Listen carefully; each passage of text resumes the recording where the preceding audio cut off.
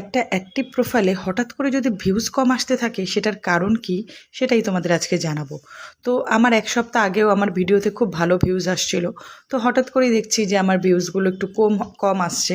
তো তখন তো আমি ভাবলাম যে না, কোনো একটা প্রবলেম নিশ্চয়ই হয়েছে। কি প্রবলেম হয়েছে সেটা দেখার জন্য আমি আমার পুরো আইডি ঘেটেছি, সাপোর্ট ইনবক্স, রিকমেন্ডেশন, মনিটাইজেশন সব ঘেটে ফেলেছি, কোথাও কিচ্ছু পাইনি। তারপর আমার কেন যেন মনে হলো যে আমি আমার একটু ভিডিওগুলো দেখি, রিলসগুলো, যে রিলসগুলো এতদিন আপলোড করেছি তো সেইগুলো একটু দেখি। তো আমি এরকম স্ক্রল করে দেখতে দেখতে দেখছিলাম যে আমার কিছু ভিডিওতে, রিলসে কপিরাইট এসছে। কিন্তু কপিরাইট যে দু ধরনের হয় সেটা আমি আজকে জানতে পেরেছি, সেটাই তোমাদের সাথে তাই শেয়ার করব।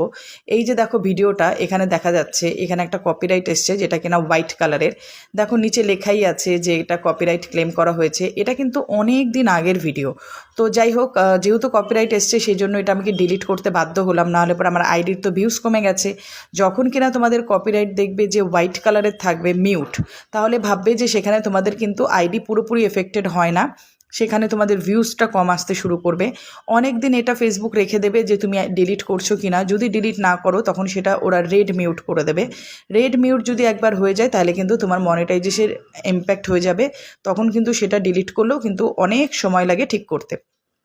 তো আমি স্ক্রল করে করে দেখলাম যে অনেকগুলো ভিডিওতে, দেখতেই পাচ্ছ যে আমি কতগুলো ভিডিও ডিলিট করছি, এইগুলো কিন্তু সব মিউজিকের ভিডিও এবং এইগুলো কিন্তু অনেক দিন আগের ভিডিও। তো বন্ধুরা, তোমরা বুঝতেই পারছো যে কিভাবে মিউজিক ইউজ করলে আমাদের আইডি ক্ষতি হয়। তাই ভিউজ কম আসলে এগুলো চেক করবে, আর প্লিজ সবাই অরিজিনাল কন্টেন্ট